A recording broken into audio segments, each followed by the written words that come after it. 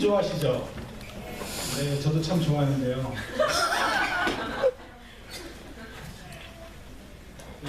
있습니다.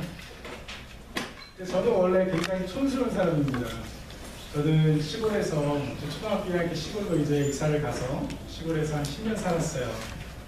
그래가지고 커피를 좋아하는 사람이 아니었습니다. 유학 오기 전까지만 해도 한 1년에 한두 번 정도 마셨던 커피가 있어요. 뭘까요? 자, 이거 기억나세요? 보면 굉장히 재밌습니다. 맥스하우스 프리마 해가지고 파인하고 프리마로 되어 있네요. 그리고 밑에 보면 우유 있는데 아마 그냥 그 프리마 이렇게 녹여가지고 우유가 나왔었던 것 같은데 1년에 한두 잔 학교에서 어쩔 수 없이 이렇게 친구들하고 같이 있다가 마시는 그런 커피를 1년에 한두 잔 정도 이렇게 마셨었어요. 근데 이제 유학을 와가지고 공부를 시작하니까는 이 커피를 안 마시고는 공부를 이렇게 하기가 힘들더라고요. 여기 앉아 계신 분들도 이제 많이 공감하시죠? 커피를 옆에 놓고 이제 공부를 해야지 정신을 좀 졸렵지 않고 좀 깨있고 도움이 돼가지고 커피를 마시다 보니까 커피가 어때요? 맛있어요. 커피가 맛있어가지고 계속 마시게 되더라고요. 그래가지고 나중에는 커피를 마시다가 좀 어떻게 하면 맛있게 커피를 또 먹을 수 있을까 해서 나중에는 집에서 내려 먹고 나중에는 갓볶은 콩을 사다가 갈아가지고 내려 먹고 때로는 호주머니에 돈이 별로 없을지라도 커피 전문점 가가지고 블루마운튼 사가지고 갈아서 좀 먹고 그렇게 커피를 굉장히 좋아하게 되더라고요. 그리고 마지막에는 생각을 했어요. 이게 뭔지 아세요?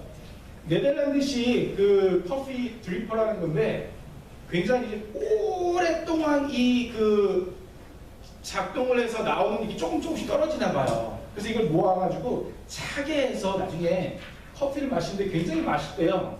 그래서 고민을 했습니다. 이걸 하나 사야 되나 고민을 이렇게 했는데 나중에 방학 때 한국에 들어갔는데 건강을 한번 이렇게 점검 받았어요. 딱 말씀하시더라고요. 커피 마시지 마세요. 그래가지고 커피를 한 1, 2년 동안은 전혀 이제 마시지 않고 다 싹 잊어버렸어요. 그리고 요즘에 다시 조금씩 마시긴 하는데 커피에 있어서 가장 중요한 게 뭔지 아세요? 네? 커피에 있어서 가장 중요한 게 커피는 뜨겁거나 차갑거나 커피가 뜨겁거나 차갑거나 하지 않으면은 커피가 맛이 없어요. 그냥 이렇게 뜨거운 커피 사놓고 한 1시간, 2시간 정도 이렇게 가다 보면 미지근해지잖아요. 그거 제일 좋아하시는 분 계세요? 없죠. 커피를 자동차에서 이렇게 딱 픽업을 한 다음에 빨리 최대한 서가지고 이제 먹을 수 있는 그 공원의 길을 미리 생각해 놓는 거예요. 그래서 거기 가가지고 저 이제 좀 외로움을 많이 타가지고 하여튼 혼자 있을 때 좀 많거든요. 근데 커피를 딱 이제 뽑아가지고 공원 혼자 가가지고 이렇게 놓고 이렇게 묵상하는 거예요. 근데 최대한 어떻게 길로 가면은 신호등을 거치지 않고 빨리 갈까 생각을 벌써 받기 전부터 막 합니다. 왜냐? 커피가 식으면 맛이 없거든요. 근데 오늘 말씀에서 보면은요, 아마 본문 읽어서 아실 거예요. 라오디게아 사람들에게 주님께서 하시는 말씀인데, 야, 너희들은 뜨겁던지 차갑던지 해라. 너희들은 열정이 없다. 미지근하다. 주님께서 이렇게 말씀하시면서 책망을 하세요. 사실 제가 이제 6월 달에 처음 이제 베다니 교회를 와서 설교를 하고 7월 달에 정식 부임해서 6월 달부터 한 3개월 정도 여러분들과 이제 함께 했는데 그동안 기도 제목이 있었어요. 그동안 무슨 기도 제목이 있었냐면은 우리 교우들을 이렇게 사랑할 수 있는 마음을 많이 부어달라는 그 기도의 제목이 있었습니다. 왜냐하면 다른 일들도 그렇지만 특히 목회자들에게 있어서 성도들을 이렇게 사랑하는 마음이 없이 목회를 하는 것은 사실 불가능에 가깝습니다. 그래서 성도들을 사랑할 수 있는 마음, 품을 수 있는 마음을 제게 부어주옵소서 기도를 많이 했어요. 근데 이렇게 그동안 생활하면서 보니까는 우리 베다니 교우들은 서로 너무 많이들 사랑하시더라고요. 너무 많이들 용기를 북돋아주고 신앙적으로 권면해 주시고 서로 이렇게 하나된 모습을 보면서 절로 이렇게 사랑의 모습들, 사랑의 마음들이 이렇게 생겨가더라고요. 그러니까 얼마나 감사한지 모르겠어요. 근데 오늘 말씀에서 보면은요, 사실 오늘 말씀 굉장히 이렇게 날카롭게 꼬집는 말씀이에요. 그러니까 제가 지금 전하기에 어떻게 보면은 마음에 이렇게 부담이 되는 목회자로서 부담이 되는 말씀이지만 지금 말씀을 드리는 것이 오히려 우리가 지금 새로운 시작을 하는 데 있어서 굉장히 좋지 않을까라는 생각을 주셔서 오늘 말씀을 전하게 됐습니다. 오늘 이제 라우디게아 사람들에게 주님께서 말씀을 전하시는데요. 이 라우디게아 교회는요, 칭찬할 것이 하나도 없는 교회였어요.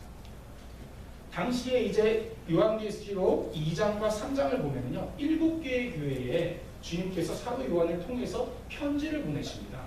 근데 7개의 교회 중에서 가장 특별하게도 칭찬이 하나도 없는 교회가 바로 오늘 본문 말씀에서 나오는 교회예요.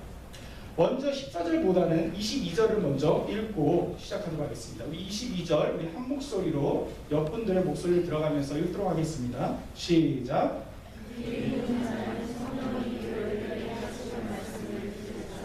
아멘. 여기 보세요. 귀 있는 자는 성령이 교회들에게 하시는 말씀을 들을지어다. 14절부터 쭉 내려오다가 22절 마지막 절에 하시는 말씀이죠. 귀 있는 자는 들을지어다 이렇게 말씀하시는 거예요.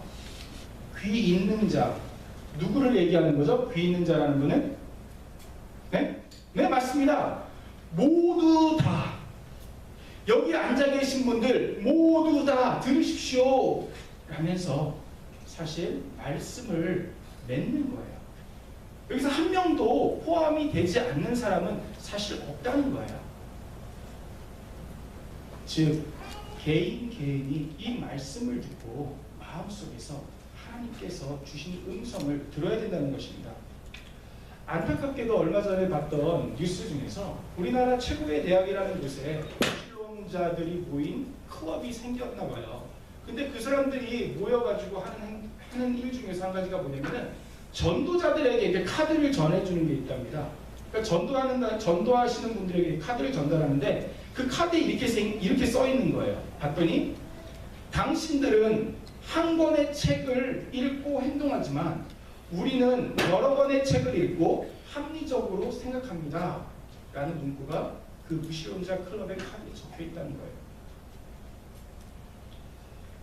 사랑하는 우리 교우 여러분,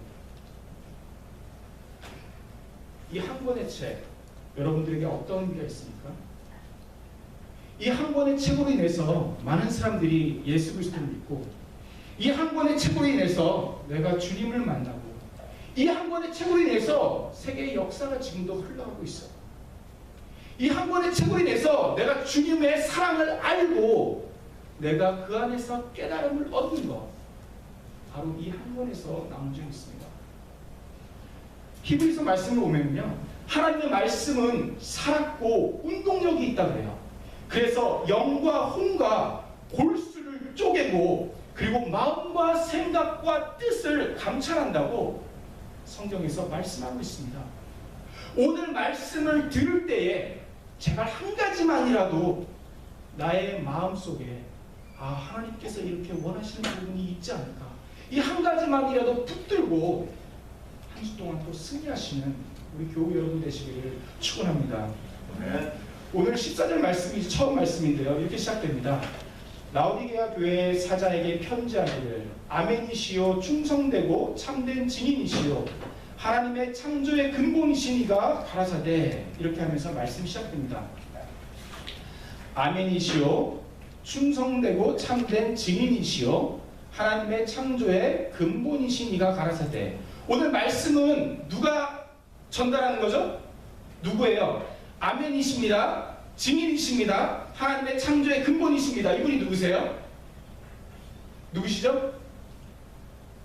좀 어렵나요? 네, 맞습니다. 예수님이세요. 누가 말씀하셨어요? 지연자매. 다 같이 박수. 지연자매가 가장 앞에 앉아가지고 말씀을 좀 열심히 듣고 있는데, 오늘 말씀 가운데서 하나님께서 특별히 또 세밀한 음성 들려주시고 그 말씀 순종할 수 있는 그 귀한 기회가 되길 바랍니다. 네, 앞으로 더 대답 많이 하세요. 보면은요, 아멘이시오 이렇게 말씀하시는데요. 아멘이라는 거는 전에 말씀드렸죠. 그대로 이루어질 줄 믿습니다. 그대로 될 줄 내가 믿습니다. 이렇게 말씀하는 건데요. 그 주인이 누군가요? 그 주인이 하나님이에요. 하나님께서 말씀대로 이루실 줄 믿습니다. 주님께서 말씀하신 것처럼 모든 것이 이루어질 줄 믿습니다. 이렇게 말씀하는 거예요. 그러니까 이렇게 설교를 이렇게 하면서 말씀을 전해드릴 때, 아, 하나님께서 이루실 줄 믿는다. 그런 고백이 있으시면 어떻게 하셔야 되는 거예요? 네, 아멘 하셔야 되는 거예요. 그 아멘의 주인이 주님 되십니다. 그리고 증인 되시고 창조의 근본이신 예수님께서 지금 말씀하시는 거예요. 누구에게 하시는 말씀이시죠? 라오디게아 교회에게 하시는 말씀이에요.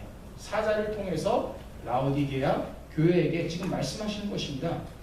라오디게아가요, 어떤 도시인지 먼저 말씀을 드릴게요. 우리 그 소아시아의 7교회가요, 대부분 지금 터키 지방 있죠. 터키 지방의 그 남쪽에 있는 그러한 지역에 위치하고 있습니다. 근데 그 위치를 하고 있는데 당시 라오디게아 교회도 그곳에 있었어요. 근데 그곳은요, 굉장히 부유한 곳이에요. 금융이 발달해 있고요, 무역이 발달해 있고요, 그리고 직물 산업이 발달해 있고요, 그리고 제약 산업이 발달해 있는 곳이 바로 라오디게아라는 도시였습니다. 근데 희한하게도요, 이 라오디게아 도시는요, 이 편지가 쓰여지기 전 약 35년 전에요, 지진이 일어났어요. 지진이 일어나가지고 그 도시가 무너졌던 도시예요. 근데 당시에는 이제 로마의 지배를 그 도시가 받고 있었거든요. 근데 지진이 났으면 얼마나 어려웠겠어요. 근데도요, 그 사람들은 갖고 있는 것이 많아가지고요, 자신들의 부유함과 자신들의 재물로 그 도시를 다시 일으켜 세웠습니다. 로마의 도움 없이. 얼마나 풍부했던, 풍요로웠던 도시인지 아시겠죠? 그리고 그 도시는 주로 제우스 신을 섬겼어요. 그 우상이 굉장히 많이 있었던 곳입니다. 그 도시는요, 가장 컸던 특징이 뭐냐면 주위에서 가장 부유했던 곳이에요. 특별히 이제 양털 산업, 아까 직물 산업 말씀드렸죠. 양털 산업이 발달되어 있었는데, 그냥 양털은 무슨 색깔이에요? 네? 네, 하얀색입니다. 경호용색. 청년들이 좀 세진 것 같아요. 그렇죠? 네, 우리 김찬원 집사님의 활약을 기대하면서 그 직물 산업이 많이 발달되어 있었는데, 하얀색 양털이 아니라, 김찬원 집사님 무슨 색깔 옷 입고 계시죠?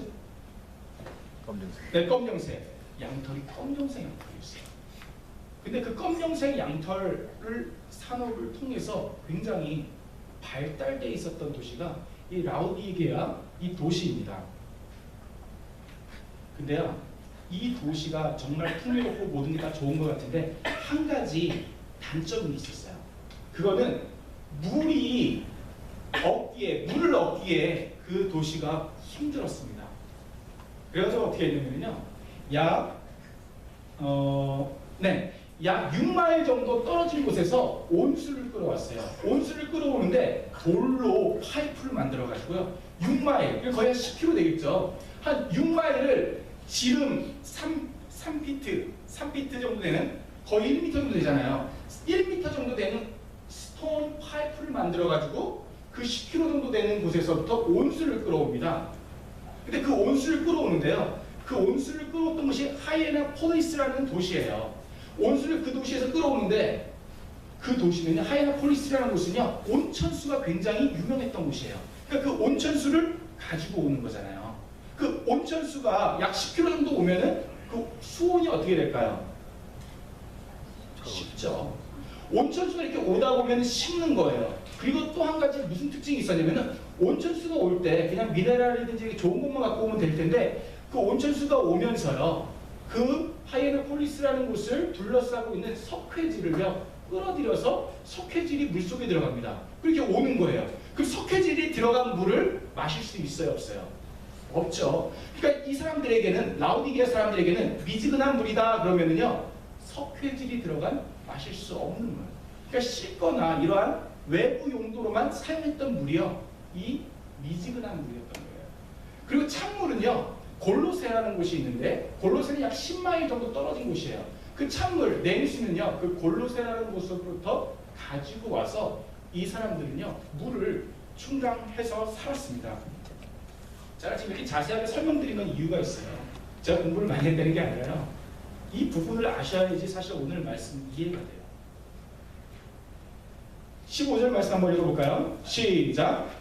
내가 내 행위를 아니 내가 차지도 아니하고 더없지도 아니하다.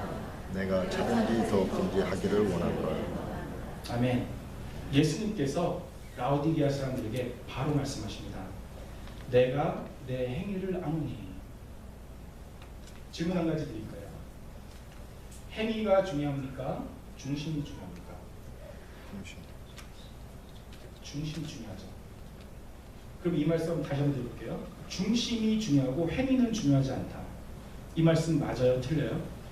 틀리죠. 왜 틀리죠? 중심이 우리에게 있으면요, 그것이 뭘로 나타나요? 행위로 나타나기 때문에 행위가 중심처럼 또한 중요한 거예요. 자녀가 있는데 부모가 자녀를 사랑해요. 야, 내가 널 사랑한다. 사랑한다. 너 마음대로 밖에 나가서 혼자 살아. 그 사랑이에요. 자녀를 사랑하면은요, 부모가 자녀에게 행위가 나가요. 자녀를 사랑하면은요, 그 사랑을 위해서 부모는요 희생을 치릅니다. 지금 무슨 말씀인지 아시겠어요? 주님께서 지금 라오디게아 사람들에게 말씀하시는 거예요. 내가 너 행위를 한다. 주님께서 행위를 또한 중심처럼 보신다. 사랑하는 우리 교회 여러분, 우리의 행위가 주님 앞에서 어떨까요? 주님께서는요, 우리의 행위뿐만이 아니라 우리의 생각까지, 우리의 뜻까지 다 감찰하시는 줄 믿습니다. 우리의 행위가 주님 앞에서 인정받는 행위, 우리의 머리카락까지 세시는 그 세심한 주님의 그 눈동자를 우리는 기억하고 하루하루를 살아가야 된다는 거예요. 이 라오디게아 사람들의 행위는 어땠습니까? 내가 차지도 아니하고 더없지도 아니하도다, 이렇게 말씀하세요. 아까 지금 말씀드렸죠. 당시 미지근한 물은요 마실 수 있다고요? 없어요. 미지근한 물은 마실 수 없고요. 그 물은 뜨겁게 데워서 쓰던지 아니면 냉수를 데우거나 온도를 잘 보관해가지고 이 사람들은 사용을 했습니다. 그럼 마셨던 거죠. 근데요, 재밌는 게 있어요. 이 사람들에게 있어서 미지근한 물은 쓸모없는 물이잖아요. 마시기에 쓸모없는 물이거든요. 이 사람들은요, 미지근한 물을 대접할 수도 없고 미지근한 물을 마실 생각조차 하지 않았어요. 근데 그 라오디게아 사람들의 행위와 그 사람들의 생각, 그 사람들의 모든 것은 주님 앞에서 미지근했던 거예요. 자기네가 미지근한 것은 마실 수도 없는 것처럼 터부시했는데 자신들의 정작 행위가 주님 앞에서 미지근했다는 것입니다. 깨달아지세요? 자기네가 평상시 생각했던 미지근함은 난 싫어, 별로 중요하지 않아. 그랬는데 주님 앞에서 자신들의 모습이 그 미지근한 물이었다는 거죠. 이 미지근한 물에요, 특징이 아까 지금 말씀드린 대로 한 가지 더 있습니다. 여러 가지 석회질을 포함해서 불순물들이 들어갔다는 거죠. 나의 신앙의 모습, 내가 주님께 드리는 예배의 모습, 나의 삶의 모습이 정결한 신앙인의 모습이 돼야 되는데, 내가 드리는 예배가 오직 주님만을 향한 예배가 돼야 되는데, 나의 삶이 주님께 영광 돌리는 삶이 돼야 되는데, 그 모습 가운데 혹시 석회질과 같은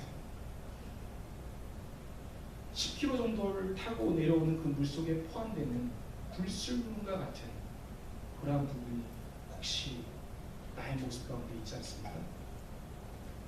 세상의 생각들과 세상의 걱정들과 이 세상 속에서 내가 놓기 싫은 것으로 인해서 하나님께 돌려드려야 되는 것이 온전히 순결한 것이고 정결한 것인데, 깨끗한 것이 되어야 되는데 그 안에 불순물이 있는 그런 모습이 혹시 우리 가운데 있지는 않습니까? 주님께서 그러한 모습을 어떻게 하신다고 말씀하시냐면 16절에 나와 있습니다. 함께 읽겠습니다. 시작. 같이 미지가